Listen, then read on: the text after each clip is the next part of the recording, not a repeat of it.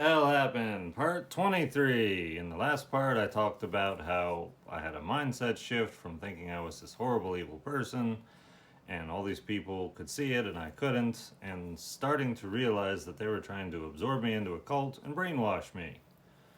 Um, so, yeah, that was quite the awakening and a hell of a process to go through.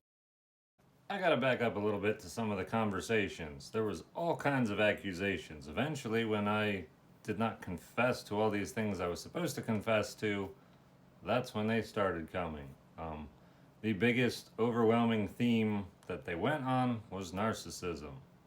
Um, Pretty much early on from the beginning, they said that I was a narcissist, which I kind of was like, nah, and then I was like, well, maybe. First I had to look up the definition of narcissist and start wading through that, and anybody that is a narcissist is going to say they're not a narcissist. So by default, if somebody accuses you of being a narcissist and you say no, that could mean you're a narcissist. And I don't know why this word got so popular recently. Like everybody's accusing everybody of being a narcissist, and the word just annoys me, so it can go away.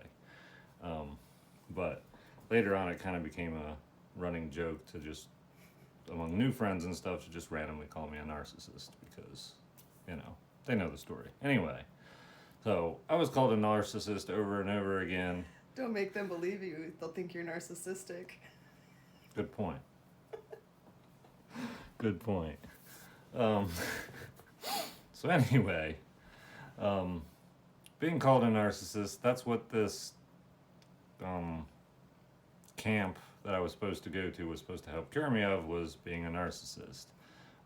I was also accused of spiritual leadership abuse because I, being the man, and two women being here, by default, I am the spiritual leader and responsible for all spiritual issues, I guess. And I guess I'm not really even clear how I abused my position as a spiritual leader because I really didn't feel like I was a spiritual leader of anyone. They kind of just, believed whatever they wanted to believe and did what they wanted to do religiously. And like, I'm not gonna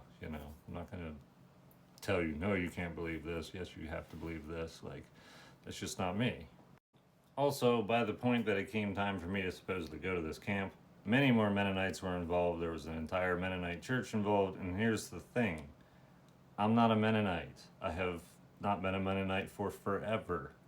I don't want to be a Mennonite. I don't agree with what they believe in or any of that. And I think that just, that's when I say when you try to leave the Mennonites and the Amish get like the entire bad rap for like being like a cult and conservative. Mennonites are Amish that drive cars. They're the same stupid thing. Um, it just is what it is. Um, they're the same thing. They just drive cars and try to appear more normal so they can, attract individuals and people who aren't ready to drive a horse and buggy, but yet, yeah. Anyway, all this went on pretty much around the time that Johnny Depp was having his defamation lawsuit against his ex wife. And all I know is I was watching the whole thing. He was being accused of all kinds of nonsense, and it was really cool because he has the money to fight back.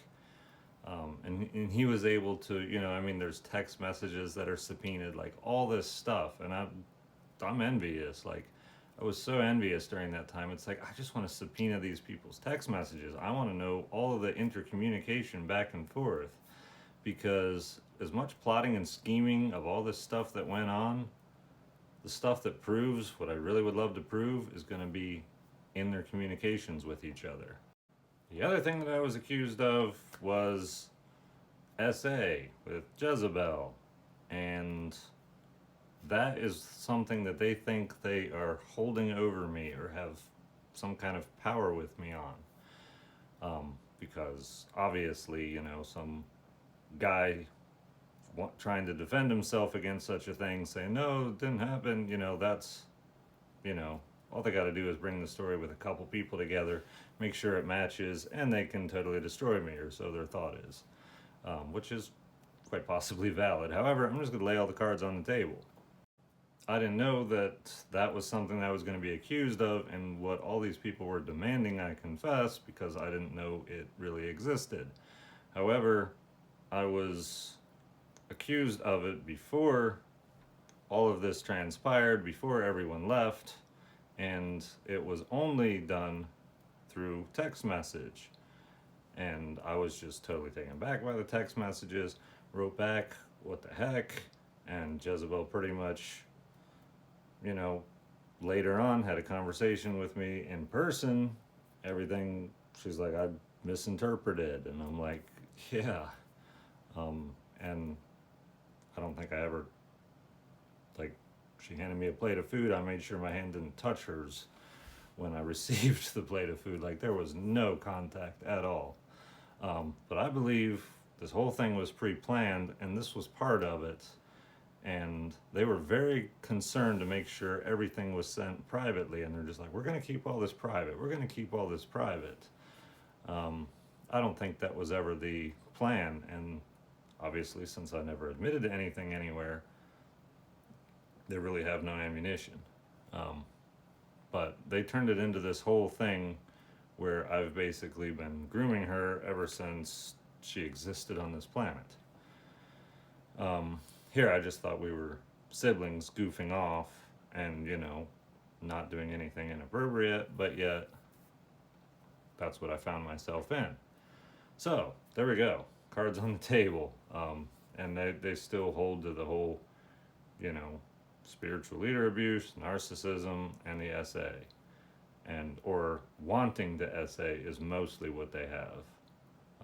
But of course, you know, when somebody is doing that or does something like that, what you should be doing is going to the authorities with what you know and have and information, and none of that ever happened. So, yeah, I mean, go ahead and go to them, please. You remember that story I told multiple episodes back about this dude from Ohio coming to Pennsylvania before we started homesteading and just really wanting to have conversation with her? Well, her accusation against him was the same thing. And so this is why I'm so adamantly stepping up as the older brother, making sure there is no contact and absolutely not and all this stuff, and getting him run out of town. Looking back on it, this is a tactic she uses when she wants to bail out of a situation. And in this particular case, just about everybody involved gets to financially benefit from me being in the position I'm in. There's money to be acquired by these people, and they do acquire it, but just kind of in a dumb way. All three of us had homesteaded together, and the land was in all of our names. And in order for me to stay here, I had to buy them out. And at the same time, my wife, she wanted a financial separation. She wanted to stay married. She was not coming back here for at least 1 year. And she fully believed Jezebel's story. And I don't know, I have no idea where this originated from. Is Jezebel the mastermind? Are the Mennonites the mastermind? Probably the Mennonites. That's probably all their doings, and everyone else is just pawns in the game. But yeah, basically I had to buy them out at, even though it was my funding and Jezebel had the animals and that's what she invested in, well, she was able to physically take everything she was invested in, plus say, hey, I need a third of the value of the property. So I had to come up with all this money and all these accusations. It's basically a mess. And just in case either Jezebel or Delilah end up watching this video, you guys know I'm dating, living with, married to Jen, right? Shouldn't you, as abused women, have reached out to her and told her this whole story? Shouldn't you send screenshots and text messages? Shouldn't you be like, or if you're a good person, you would warn somebody, right? Why have you been silent? Unless either it wasn't true or you're absolutely god-awful people. Anyway, let's get into the next part.